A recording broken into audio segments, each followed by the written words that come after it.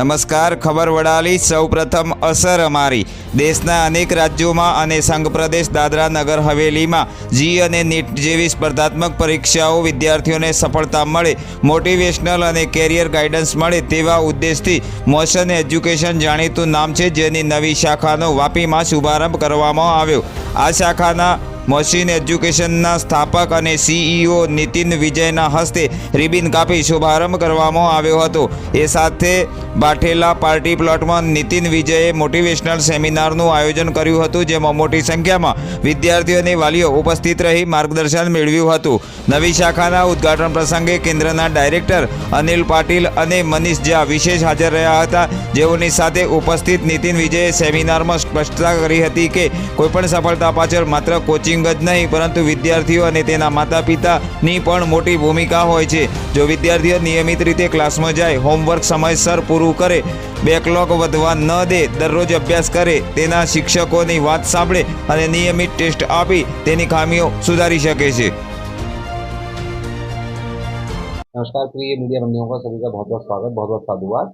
मैं Nitin Vijay, MD motion education. Motion education एक ऐसा संस्थान है जो साइंस बेस्ड कॉम्पिटिटिव एग्जाम्स की तैयारी करता है और एक शहर जो पूरे देश में विख्यात है शिक्षा की घाटी के नाम से, कोटा, जहाँ पे पिछले 30 वर्षों से बहुत सारे इंजीनियर डॉक्टर निकाले जाते हैं। मैं भी वहीं से विद्यार्थी रहा हूँ, वहीं से पढ़ा हूँ, वहाँ से आई थी गया और फिर अपने शिक्षण का कार्य चालू करा और पिछले 20 वर्षों से इसी कार्य को कर रहा हूँ।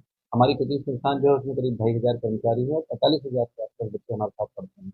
उसका एक बहुत सफल सेंटर हमारा सिलवासा में पिछले 2 साल से चल रहा है, जहाँ का संचालन आप दोनों कर रहे हैं, मनीष जी और अनिल जी, और उन्होंने ही अब हमारा वापी सेंटर भी खोला है। बहुत खुशी का विषय है। वापी अपने आप में ज्ञान की नगरी कहा जा सकता है, जहाँ पे बच्चे बहुत उत्साहित हैं, ऊर्जावान हैं।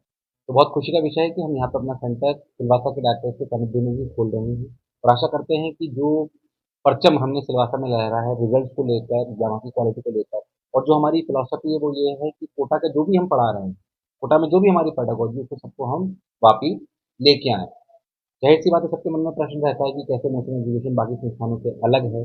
तो उसके दो बहुत सारे फीचर्स तो शायद ऐसे हो सकते हैं, टेक्नोलॉजी टर्म्स में बात करें या बारीकी से बात करें तो बहुत सारे ऐसे पैरामीटर्स हो सकते हैं जो शायद हमें बहुत अलग करते हैं। बट जो दो प्रमुख बातें हैं वो इसमें से सबसे पहली प्रमुख बात ये है कि सिर्फ और सिर्फ हम इस बात की विचारधारा के कोई का समर्थन नहीं करते हैं कि सिर्फ टॉपर्स की बात करी जाए, टॉप 10 टॉप 100 की बात करी जाए।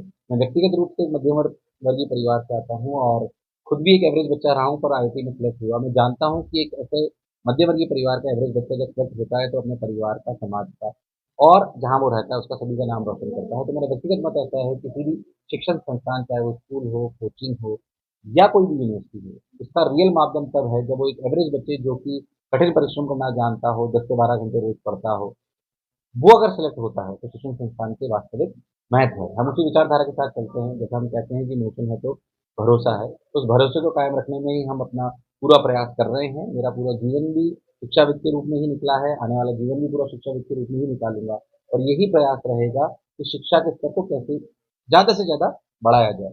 दूसरा जो प्रमुख डिफरेंस आप हमने बोल सकते हैं, हम कभी भी ये क्लेम नहीं करते हैं कि हम सबसे सस्ती कोचिंग है, पर ये जरूर मैं आपको गारंटी ले सकता हूँ कि हम ऐसी कोचिंग जो टॉप क्वालिटी देता है सबसे मिनिमम प्राइस पे। सस्ते होने का मतलब कि अगर आपने क्वालिटी गिरा दी तो फिर उसका कोई मतलब नहीं है। ऐसी संस्थान जो सिलेक्शन की गारंटी भी देता हो, सिलेक्शन के लिए लोगों को भरोसा भी जगाता हो और साथ ही साथ सबसे मिनिमम प्राइस पॉइंट में लाता हो, वो मोशन टेबल पे रखता है ताकि हम शिक्षा को स्केलेबल और अफोर्डेबल बना सकें। ये दो प्रमुख बातें हैं। इसको करने के लिए हमने बहुत सारी चीजें करी हैं, क्योंकि बच्चे को अगर एवरेज बच्चे सेलेक्ट कराना है तो उसके लिए customisation plays a very very important role in education. मैं आपको इस एग्जाम्पल से लेना चाहता हूँ कि विचारधारा के साथ हम आते हैं। अगर आप ध्यान से देखेंगे तो एक अच्छे हॉस्पिटल के आईसीयू में हो सकता है कि 40 बेड लगे हुए हैं। उन 40 बेड की निगरानी कोई 2-3 लोग, 4 लोग करते होंगे, उसमें एसी लगा होता है, सारी सुविधाएं होती हैं, और उन 40 मरीजों का इलाज सबका अलग अलग होता है। हम शिक्षा प्रणाली को ऐसे देखना चाहते हैं कि हो सकता है एक कक्षा में 40 से 50 बच्चे हों, पर सबकी समस्याएं अलग अलग हैं, उनकी तकलीफें अलग अलग हैं। उनको अगर हमें शिक्षा के स्तर को उनको बढ़ाना है तो हमें उनके लिए अलग अलग, उनके लिए आप ऐसा बोल सकते हैं कि कस्टमाइज कंटेंट बनाना पड़ेगा। So we believe in to that philosophy, customisation is very much needed if you really want to grow a average kid like मी।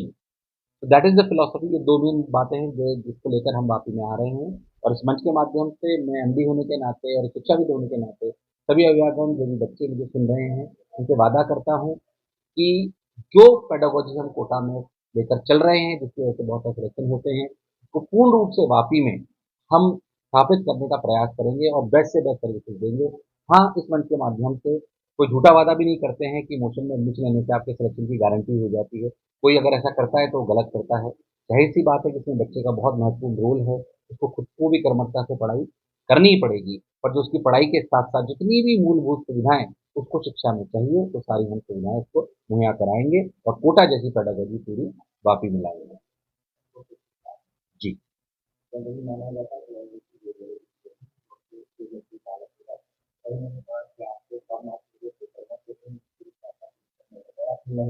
बिल्कुल नहीं जाता है।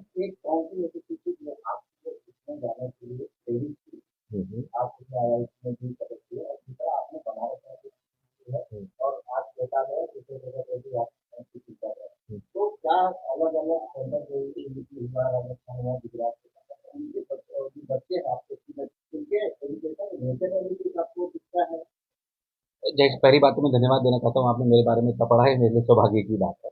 और क्योंकि मैं मध्य वर्गीय परिवार का बच्चा था, पहली बात मैं इस विचारधारा के खिलाफ हूँ किसी एक टेस्ट के बेसिस पे। जैसे मेरा पहली बार एक टॉप 40 में एडमिशन नहीं हुआ क्योंकि एक टेस्ट हुआ। जब टेस्ट हुआ तो मेरा उसमें सिलेक्शन नहीं हुआ। मैं इस विचारधारा के बिल्कुल खिलाफ हूँ कि एक टेस्ट के बेसिस पे जज कर लेना कि बच्चा लायक है या नहीं है, ये सही बात नहीं।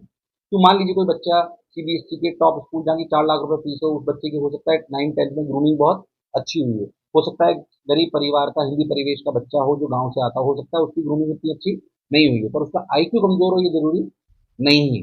मैं कहता हूँ बेसिक अबव एवरेज अगर आपका आईक्यू है और आप 10 से 12 घंटे रोज पढ़ना जानते हैं, तो आपको जाहिर सी बात है किसी भी कॉम्पिटेटिव एग्जामिनेशन की तैयारी करनी चाहिए। मैं बस बच्चे को ये बोलना चाहता हूँ कि कोई भी निर्णय कि मुझे इंजीनियर बनना है कि डॉक्टर बनना है, इसका निर्णय प्रभाव में न ले। स्वयं का आत्मचिंतन करें कि वाकई क्या मुझे ये फील्ड पसंद है।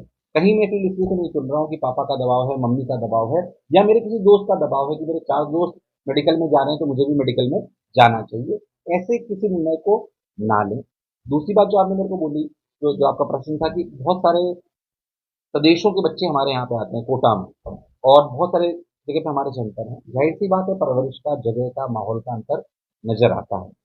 ऐसे बच्चे जो कि पर दोनों के फायदे नुकसान हैं। आप ऐसा बोल सकते हैं कि जो जो बहुत स्ट्रॉन्ग अपब्रिंगिंग से बच्चे आ रहे हैं, जो अमीर परिवार से बच्चे आ रहे हैं, टॉप स्कूल से बच्चे आ रहे हैं, उनकी अपनी एक थोड़ी सी खासियत है। जो बच्चे गांव परिवेश से आ रहे हैं उनकी अपनी एक खासियत है। अगर मैं दोनों को बताऊं तो दोनों के पास अपनी खासियत है।